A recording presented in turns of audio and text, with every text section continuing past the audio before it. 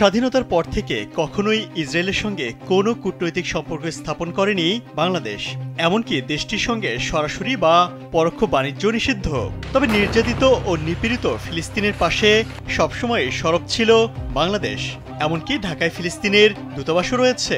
ঢাকায় অবস্থিত ফিলিস্তিনি দূতাবাসের ওয়েবসাইটে প্রকাশিত এক নোটে বলা হয়েছে, বাংলাদেশ ও ফিলিস্তিনের দ্বিপক্ষীয় সম্পর্ক বরাবরই উষ্ণ, ভ্রাতৃপ্রতিম ও সৌহার্দ্যপূর্ণ। বাংলাদেশ স্বাধীন ফিলিস্তিন রাষ্ট্র প্রতিষ্ঠার পক্ষে সবসময় সরব ও ইসরায়েলি দখলদারিত্বের কট্টর বিরোধী। ফিলিস্তিনের স্বাধীনতা সংগ্রামের অবিসংবাদিত নেতা হচ্ছেন ইয়াসির আরাফাত। বিশ্বজুড়ে তার গ্রহণযোগ্যতা ছিল ব্যাপক। বাংলাদেশিদের কাছেও বেশ জনপ্রিয় ছিলেন আরাফাত। ঢাকায় ফিলিস্তিনের দূতাবাসের নোটের তথ্য অনুযায়ী আরাফাত 13 বার বাংলাদেশ সফরে এসেছিলেন। 1981 সালে আরাফাতের ঢাকা সফর ছিল বেশ আলোচিত। তখন বাংলাদেশের রাষ্ট্রক্ষমতায় ছিলেন রাষ্ট্রপতি জিয়াউর রহমান। দূতাবাসের তথ্য অনুযায়ী 1971 সালে স্বাধীনতা অর্জনের পরপরই ফিলিস্তিনের সঙ্গে বাংলাদেশের উষ্ণ সম্পর্ক গড়ে ওঠে। 1973 সালের অক্টোবরে আরব ইসরায়েল যুদ্ধে বাংলাদেশ ফিলিস্তিনিদের সমর্থন দেয়।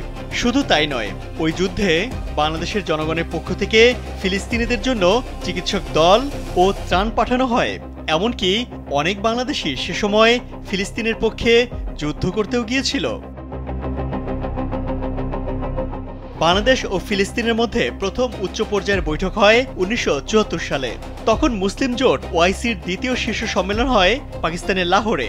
ফিলিস্তিনের প্রতি সমর্থন বাংলাদেশের সমাজে এতটাই দৃঢ় হয়ে ওঠে যে 1980 সালে দেশে ডাকটিকিট প্রকাশ করা হয়, যাতে ছিল এক ফিলিস্তিনি যোদ্ধা আর পেছনে কাঁটাতারের আড়ালে আল আকসা মসজিদ।